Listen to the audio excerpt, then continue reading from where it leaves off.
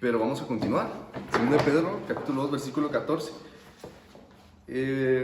Estuvimos hablando, comenzó el capítulo hablando de los falsos maestros. Hubo falsos profetas y habrá también en vuestros tiempos falsos maestros.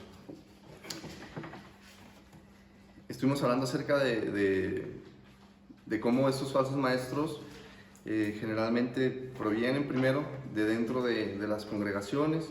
El estado pecaminoso del corazón provoca que usen las escrituras para encontrar pretextos y poder escaparse del juicio, de la condenación.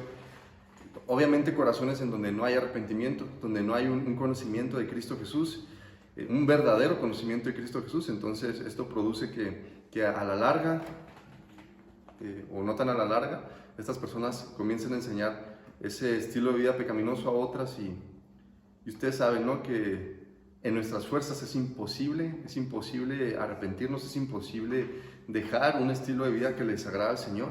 Entonces, si tú estás imposibilitado en el arrepentimiento y no puedes dejar ese estilo de vida pecaminoso y te encuentras una persona que te dice que puedes obtener salvación aún estando en un estilo de vida pecaminoso, pues es algo bastante seductor, muy apetecible, ¿no? Porque es algo de lo que te puedes escapar. Vamos a continuar. Nada más, antes de comenzar en el versículo 14, la semana pasada terminamos los versículos 12 y 13, cuando hablábamos acerca de los ángeles, que estos aún no se atreven a referir palabras de maldición contra las autoridades, contra las potestades celestiales. En esto lo pudiéramos ver de dos maneras, y yo nada más les comenté una la semana pasada, es respecto a los ángeles caídos, ¿no? Ellos no se atreven, yo les estaba diciendo, a decir algo en contra de las potestades del señorío celestial. Sin embargo, cuando nosotros hacemos la relación, la referencia cruzada con Judas, nos encontramos que Judas está hablando del arcángel Miguel cuando está disputando el cuerpo de Moisés. Dice, Miguel aún ni siquiera se atrevió a referir alguna palabra de maldición o de juicio contra Satanás, sino lo único que dijo fue, el Señor te reprenda. Entonces, pues quería hacer el comentario nada más para que lo asociemos a los ángeles del Señor, a los ángeles buenos, pues, en este caso. Vamos a continuar. Versículo 14 dice, tienen los ojos llenos de adulterio, no se sacian de pecar, seducen a las almas inconstantes, tienen el corazón habituado a la codicia y son hijos de maldición. Nos vamos a detener tantito en este versículo, ¿ok? Hay mucho que sacar de este versículo. Primero, estamos hablando de estos falsos maestros. Y repetimos, la semana pasada estábamos hablando de esto. ¿Quiénes son potencialmente falsos maestros? Todos los que estamos en esta habitación. Todas las personas nos podemos convertir en falsos maestros. Cuando no queremos hacer la voluntad de Dios, cuando no escuchamos la voluntad de Dios, cuando nos damos pretextos a nosotros mismos de no querer salir de un estilo de vida pecaminoso, entonces nos convertimos en falsos maestros enseñando a otros que se puede vivir bien, que estamos bien con Dios y que no pasa nada. Todos podemos ser falsos maestros. Ya unos pueden dedicarse profesionalmente a eso, pero es diferente. Entonces, punto número 1, tienen los ojos llenos de adulterio. Cuando el pecado seduce la vida de una persona, generalmente son atacados ¿en dónde? En el área sexual. Y primero quiero hacer el énfasis en personas que enseñan la palabra a otras personas. Cuando el pecado seduce la vida de estas personas, generalmente esta seducción viene en el área sexual. ¿Por qué? Porque es un área muy débil del ser humano, pero muy débil del ser humano, es antiguísima. Entonces, no sé si se diga antiguísima, antiquísima. Bueno, nosotros vamos a poder ver que las noticias escandalosas en el mundo respecto a personas que se dedican a enseñar la palabra, ¿qué tipo de noticia es? Adulterio, engañó a su esposa, engañó a su esposo, pasó esto y es algo escandaloso, ¿no? Y otras cosas abominables que el Señor detesta, violaciones, etc. Generalmente es el ámbito sexual en donde es más atacado. Claro que hablando acerca de personas que están enseñando, pero cualquier persona, cualquier cristiano, cualquier cristiana, cualquier hijo de Dios puede ser tentado en esta área porque es un área de mucha debilidad. Sin embargo, lo que estamos nosotros viendo en este versículo, la palabra adulterio del griego moikalis, se refiere al acto de apostatar. O sea, abandonar la fe salvadora en Cristo Jesús por un conocimiento retorcido de la verdad y también, pues de manera más directa, idolatría. Entonces, tienen los ojos llenos de adulterio significa apostatan de la verdad. Dejan la fe salvadora en Cristo Jesús por una que les convenga más. Híjole, es que está bien canijo. Está bien canijo eso del arrepentimiento y eso de caminar en santidad. No, está muy duro eso. Yo mejor me inclino a esto que es un poquito diferente, pero que no me hace sentir tan mal. Eso es apostasía, en todo el sentido de la palabra. Entonces, tienen los ojos llenos de adulterio. Sí, hablando acerca del pecado, por supuesto que ese es el área más atacada. Y segundo, apostasía. Dejar la fe que salva por una que no salva, por una que engaña. Punto número 2, no se sacian de pecar. No se sacian de pecar. El pecado en un hijo de Dios, escuchen, en un hijo de Dios, el pecado es una grandísima molestia. Es doloroso, es vergonzoso, es algo que es repugnante. En un hijo de Dios el pecado. Y no digo como si no pecáramos, no, lo digo porque pecamos. Como hijos de Dios, eso es algo tremendamente doloroso. ¿Por qué? Porque nosotros hemos nacido nuevo en Cristo Jesús. Y con una nueva naturaleza, a través del Espíritu Santo, cuando nosotros pecamos, contristando a su Espíritu, sabiendo que le desagrada totalmente al Señor lo que estamos haciendo o lo que estamos pecando, entonces a nosotros nos provoca huir de eso, dejarlo, arrepentirnos, clamar a Dios. Estamos hablando en un hijo de Dios. Poco a poco aprendemos a huir del pecado por la necesidad de esta nueva naturaleza dentro de nosotros. Porque ahora el Espíritu Santo mora dentro de nosotros. Y escuchen, el pecado en un falso cristiano o en un inconverso, aunque a veces puede traer culpa, puede traer condenación, puede traer sentimientos no muy positivos, no genera el santo dolor de esta nueva naturaleza. Por lo tanto, tampoco la necesidad de huir de él. ¿De qué? Del pecado.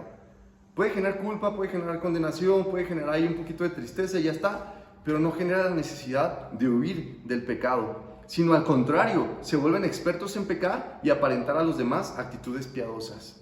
Esto es en un falso cristiano o en un inconverso. Esto es lo que produce el pecado en este tipo de personas y lo que produce el pecado en los hijos de Dios.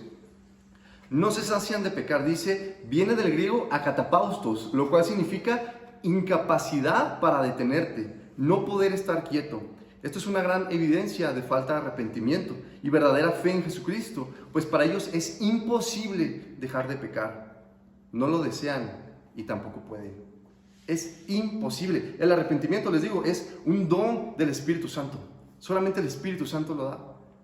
Akatapaustos dice, no se sacian de pecar, dice, no pueden dejar de pecar.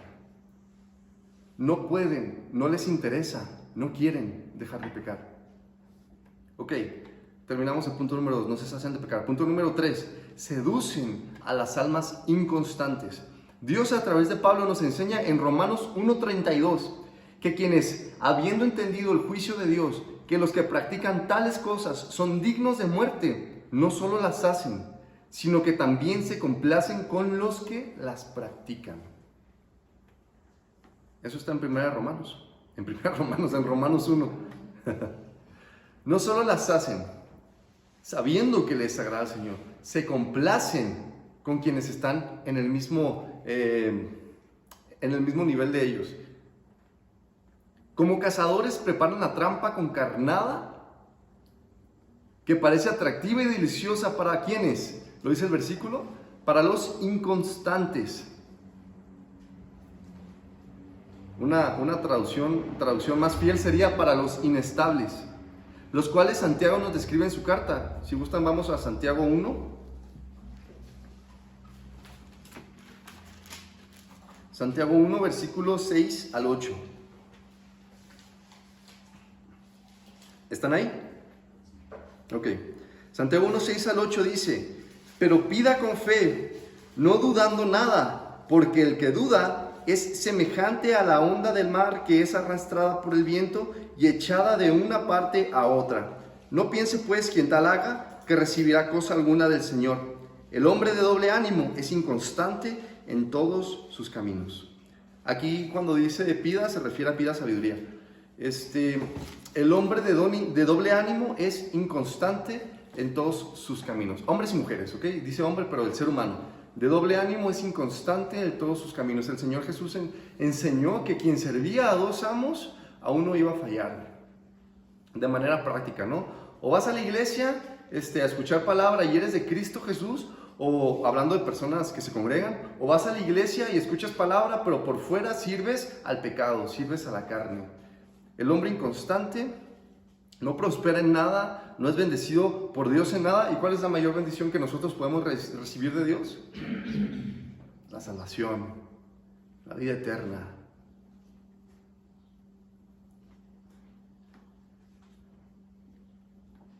Efesios 4:14.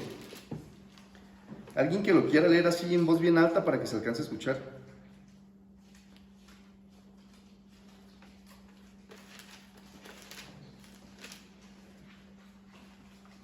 Efesios 4:14. Bien fuerte. Para que ya no seamos niños fluctuantes, llevados por doquiera de todo viento de doctrina, por estratagema de hombres que para enseñar emplean con astucia las artimañas del error. Que para engañar emplean con astucia las artimañas del error. Entonces, estamos viendo cómo son estas personas inestables, cómo son estas personas inconstantes. La sabiduría de Dios nos muestra: el rey con la justicia afianza la tierra, pero el hombre que acepta soborno la destruye. Proverbios 29:4. El rey con la justicia afianza la tierra, pero el hombre con soborno la destruye. Entonces vamos a ver un poquito más de eso, porque esto que es básicamente la expresión de la justicia, de la misericordia, del amor, de la gracia de Dios, se revela en nuestras vidas. Con la justicia afianza la tierra el rey, y el hombre acepta sobornos y la destruye. El inconstante, el que sirve a dos amos, el que sirve a dos señores, el que anda de aquí para allá, el que un día cree una cosa y a la siguiente semana cree otra cosa. Pero al mismo tiempo habla de sus hijos diciendo, también en Proverbios 24:21, hijo mío, teme al Señor y al rey. No te asocies con los que son inestables. Teme al Señor y al rey. No te asocies con los que son inestables. No tengas relación con esas personas que son inestables, con esos que sirven un día al pecado y al otro día están bien ungidos y bien espirituales en la iglesia, y al otro día otra vez están sumergidos en el pecado, y ese es su estilo de vida constante. No te asocies con esas personas. Entonces, Jesús nos muestra el verdadero origen de la inestabilidad cuando dice: y todo el que oye estas palabras mías y no las pone en práctica será semejante a un hombre insensato que edificó su casa sobre la arena, y cayó la lluvia, vinieron los torrentes, soplaron los vientos y azotaron aquella casa, y cayó, y grande fue su destrucción. Mateo 7:26-27.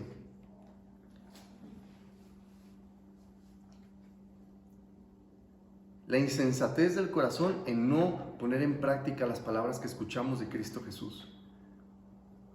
El mismo malvado que hoy enseña a otros a pecar y los conduce por caminos engañosos, en algún momento era un inconstante, no hacedor de la palabra, engañándose a sí mismo. Las personas que hoy día están en una plataforma enseñando a otros mentira, en algún momento eran aquellos que se congregaban inconstantes, con una vida pecaminosa, sirviendo al pecado y sirviendo al Señor. 1 Corintios 15:58 dice: por tanto, mis amados hermanos, estad firmes, constantes, abundando siempre en la obra del Señor, sabiendo que vuestro trabajo en el Señor no es en vano. Entonces, atacan a los inconstantes, porque son los que pueden ser atacados. Un hijo de Dios que está firme en las Escrituras, que conoce qué tipo de fe tiene la fe de Abraham en Cristo Jesús, el Salvador, puede ser atacado, pero no va a ser movido de esa fe. Nunca, nunca, porque el Señor que empieza su obra la termina. Sin embargo, aquellos que escuchan la palabra, pero no ponen en práctica esa palabra son esos inconstantes. Son esos que tienen una vida pecaminosa y no saben cómo salir de ahí. Bueno, no quieren salir de ahí. ¿Y qué dice 1 Corintios 15:58, lo que les comentaba? Abundando siempre en la obra del Señor. ¿Cómo vamos a estar constantes? ¿Cómo vamos a ser constantes nosotros? Abundando en la obra del Señor. Hablábamos hace unas 2 o 3 semanas acerca del ocio, que esto era demasiado peligroso para los hijos de Dios. Porque en el ocio no estamos buscando la voluntad de Dios, en el ocio no estamos buscando intimidad con Cristo. Entonces en el ocio llegan pensamientos que desagradan al Señor. Llegan pensamientos para hacer cosas que no son dignas de un hijo de Dios, del nombre del Señor. Entonces, ¿cómo seremos nosotros constantes? Abundando en las obras del Señor. Ojo, no para salvación. Esto, volvemos a lo mismo de siempre, es una respuesta a una persona que ya ha sido salvada por la sangre de Cristo. ¿Por qué? Porque el inconverso, el que no es salvado, aunque vaya a la iglesia 50 años, va a ser inconstante todo el tiempo. Todo el tiempo va a decir que es cristiano, que es cristiana, pero todo el tiempo va a llevar una vida pecaminosa. Punto número, ¿qué punto vamos? ¿3 o 4? 3, 4. Punto número 4. Tienen el corazón habituado a la codicia. Pongan mucha atención en esto. Tienen el corazón habituado a la codicia. No se refiere a que se han acostumbrado siempre a querer más bienes. Ay, pasó el tiempo y pues me acostumbré a tener muchas cosas materiales, ¿no? Sino que se han ejercitado vigorosamente en desear cada vez más y más. Gimnazo, habituado. Ese es el griego de la palabra, habituado. Gimnazo. Que de ahí viene la palabra de gym, ¿no? Gimnasio. Se han ejercitado vigorosamente en cada vez desear más y más y más. A propósito, todos los días han estimulado todo su ser para siempre añorar tener más y tener más y tener más y tener más y tener más. Tienen el corazón ejercitado en la codicia. Punto número 5. Son hijos de maldición. Gálatas 1:9 nos aclara que si alguno les predica diferente evangelio del que han recibido, sea, ¿qué? Anatema. Lo que es maldito ha parido hijos e hijas, y son todos aquellos que han torcido las escrituras para su propio beneficio o se han acostado con falsos ídolos y aún enseñan a otros a hacer lo mismo. Lo que es maldito parió hijos e hijas. Y son todos los que torcieron las escrituras, los que llevan una vida pecaminosa y se excusan usando la palabra, la retuercen para poder seguir viviendo esa vida pecaminosa. Esos son anatema. ¿Por qué? Porque han modificado, han cambiado el evangelio. ¿Qué pasa con las personas que han escuchado las palabras de Jesús y aparentemente por un periodo de tiempo corto o largo, todo está mejor, pero luego estos vuelven a su situación pasada o incluso peor? Mateo 12:43 al 45. Vamos allá.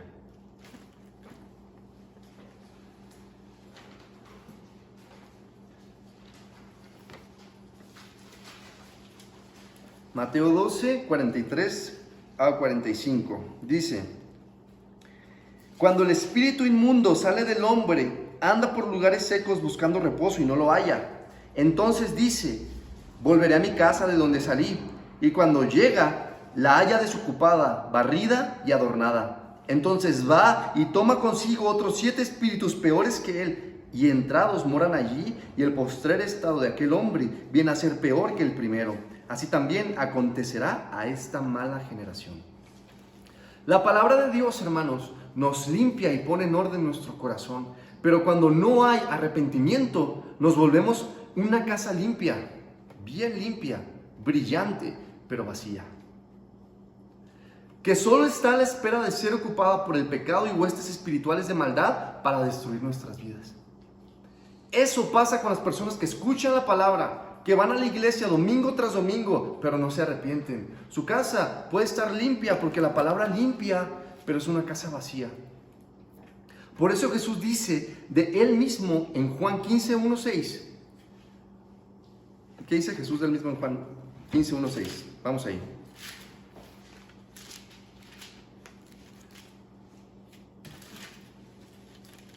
Juan 15:1-6 dice: yo soy la vid verdadera y mi Padre es el labrador. Todo pámpano que en mí no lleva fruto lo quitará, y todo aquel que lleva fruto lo limpiará, para que lleve más fruto. Ya vosotros estáis limpios por la palabra que os he hablado.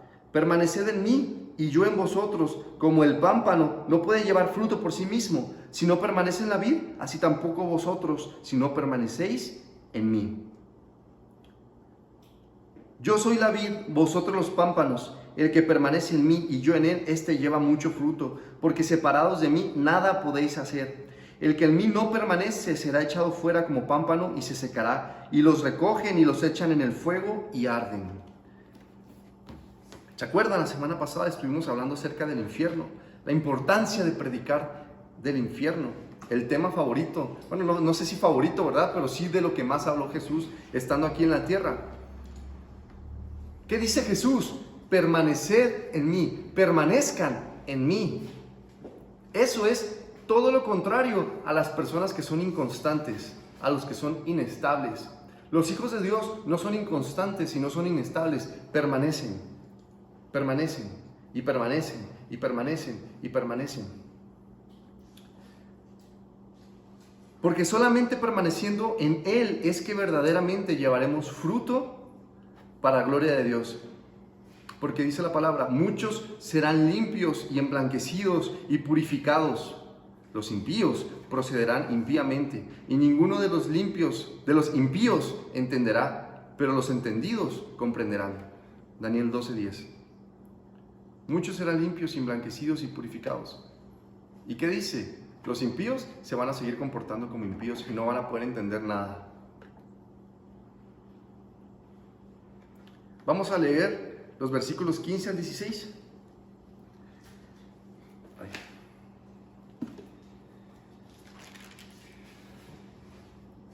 Dice, de 2 Pedro, han dejado el camino recto y se han extraviado siguiendo el camino de Balaam, hijo de Beor, el cual amó el premio de la maldad y fue reprendido por su iniquidad, pues una muda bestia de carga, hablando con voz de hombre, refrenó la locura del profeta.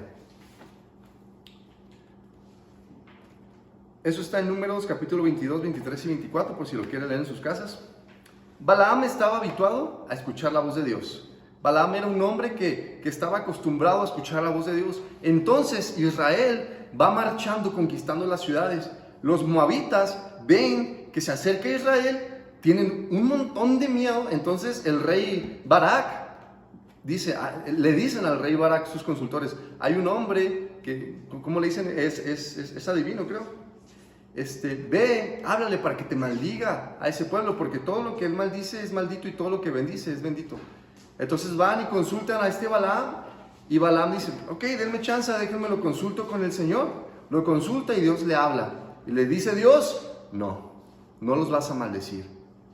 Entonces Balaam les da la respuesta, les dice, no voy a ir con ustedes, no los voy a maldecir. Le dan la noticia al rey Barak, entonces regresa con mucho más dinero, con muchas más cosas, con mucho más de lo que le ofrecía al principio, para que se lo maldijera, porque ya venía Israel, esa multitud que estaba venciendo ciudad tras ciudad, dirigida por Moisés.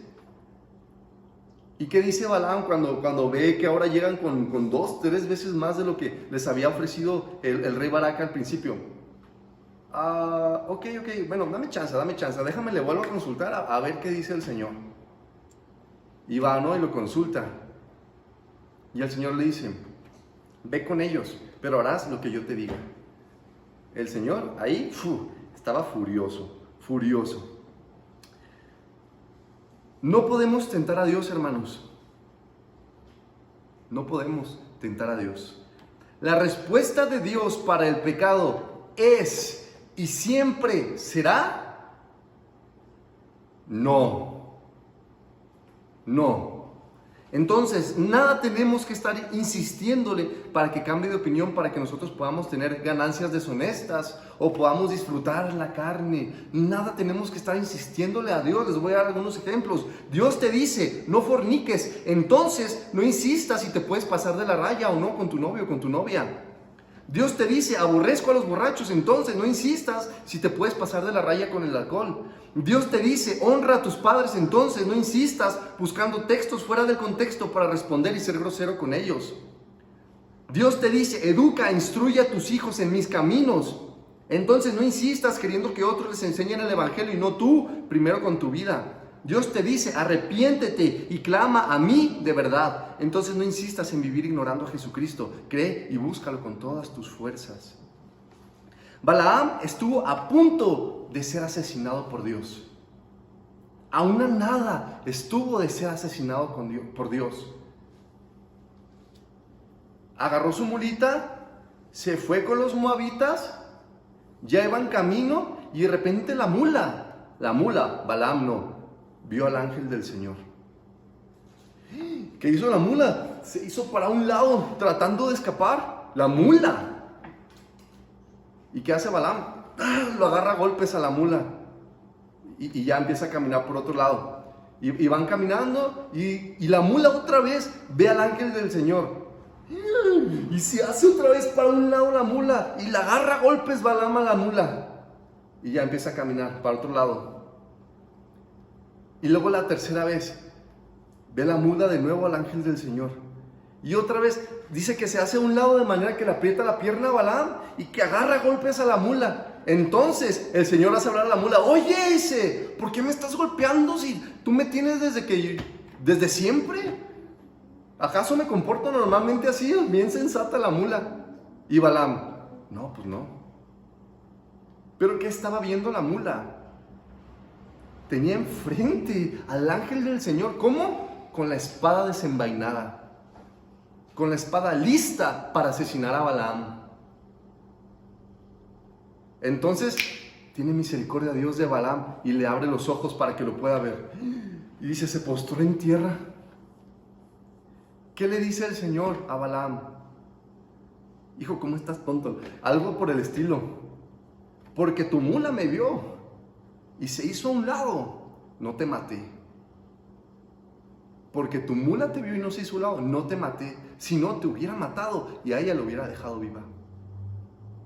Y ya después le da la instrucción de que le lleve unas palabras bonitas al rey Barak en nombre del Señor.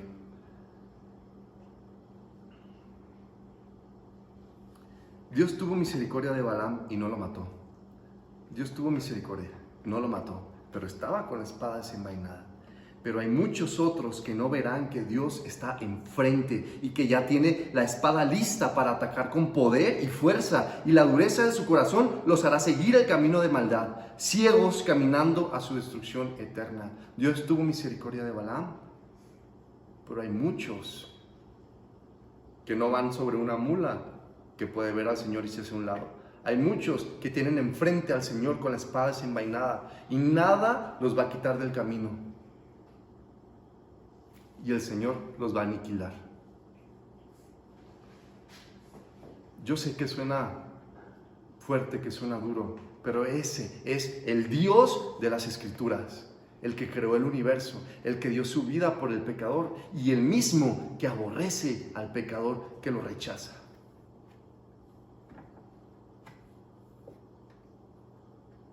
El mismo. ¿Por qué Dios destruyó Sodoma y Gomorra? Lo veíamos la semana pasada, lo veíamos, ¿verdad? ¿Por qué Dios destruyó Sodoma y Gomorra? Cuando estaban teniendo esta conversación Abraham y Dios, que trata a Abraham de interceder por Sodoma y Gomorra para que no los destruyera. No, Señor, no hagas eso. Si hay 50 justos, no los destruyas. Tú no haces esas cosas, Señor. ¿Y qué dice el Señor? Está bien, Abraham, está bien. Yo te amo y si hay 50 justos, no vamos a destruir esas ciudades. Híjole, Señor, pero es que bueno, es que mira, ¿y si hay 45? ¿Y si hay 30? ¿Y si hay...? Esas ciudades fueron destruidas, no hubo. Así que, hermanos, esto no es para que nosotros andemos ahí escuchando prédicas o yendo a lugares o conferencias y andar ahí detectando falsos maestros. No. El primer falso maestro potencial eres tú, soy yo. Y esto es lo que dice la palabra de Dios. Así que repito, escudriñate. Conclusión, Dios dice no al pecado, siempre. Dios dice no, y no es no.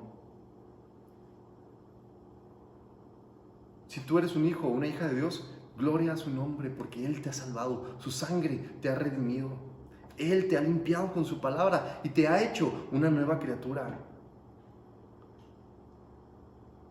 Pero si tú dices ser hijo de Dios o hija de Dios y vives en pecado, no eres hijo de Dios, no eres hija de Dios. Arrepiéntete de tus pecados, conoce a tu Señor, porque el Señor dice no al pecado. Y la paga es muy dura. Y la hablábamos la semana pasada, es eterna. Nada de que van a ser destruidos en el infierno y ya no van a sentir nada. No, transgredir la voluntad santa de Dios requiere castigo eterno. Porque su santidad es eterna. Y tampoco un no a los universalistas que creen que un día todos los que están en el infierno van a ser perdonados. No. Solo hay una manera de alcanzar salvación y es en Cristo Jesús. Así que lo vamos a dejar hasta aquí, hermanos. Y vamos a orar, ¿está bien? Señor, gracias por tu palabra, porque a través de ella tú nos hablas claro, preciso, Señor. El golpe es a donde lo necesitamos para que crezcamos en ti, para que confiemos en ti, para que te conozcamos cada vez más. Gracias, Señor, porque aunque tu palabra, Señor, es una delicia al paladar, también es dura, Señor, cuando no queremos obedecer. Sin embargo, tu misericordia se deja ver a través de todo eso, que tú nos dices las cosas con tiempo. Gracias, Señor, por tu misericordia, por el sacrificio, por Cristo Jesús. Te pido por mis hermanos y hermanas en esta carrera, en esta batalla de todos los días. Te ruego que tu Espíritu los fortalezca y los haga resistir el pecado, Señor, aún hasta la sangre.